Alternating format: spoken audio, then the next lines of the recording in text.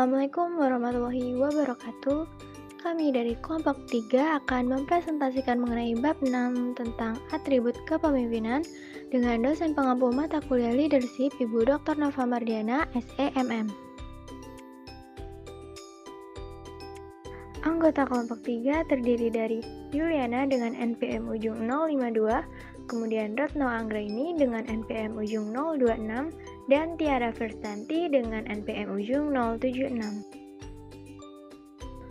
Tujuan pembelajaran pada materi kali ini adalah: pertama, memahami sifat kepribadian dan kepemimpinan. 2. Mempelajari model 5 faktor atau ASEAN.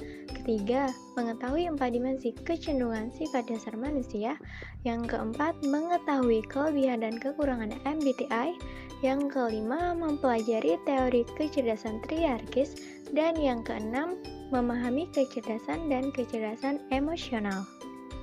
Sifat kepribadian dan kepemimpinan. Kepribadian adalah keseluruhan cara seorang individu berinteraksi dengan orang lain. Sementara itu, kepemimpinan adalah kemampuan seseorang untuk mempengaruhi atau mengarahkan orang lain dalam mencapai tujuan.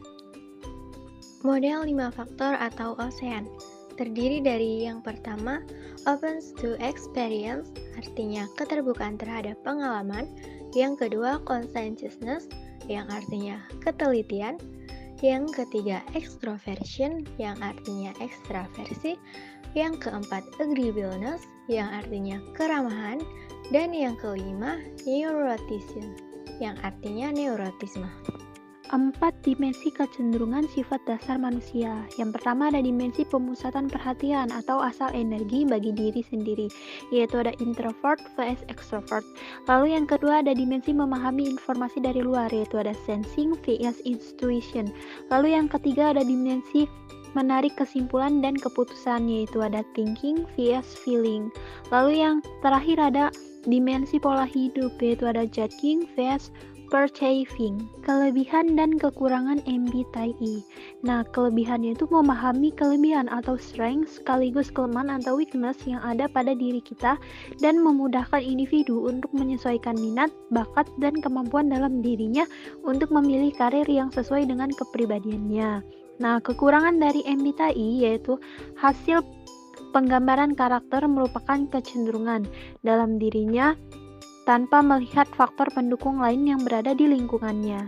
Teori kecerdasan triarkis. Teori ini dirumuskan oleh Robert G. Sternberg.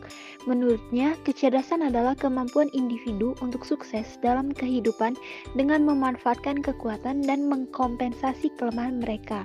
Tipe-tipe kecerdasan triarkis ada 3. Yang pertama, kecerdasan analitik. Yang kedua, kecerdasan praktis. Dan yang terakhir adalah kecerdasan kreatif. Kecerdasan dan kecerdasan emosional.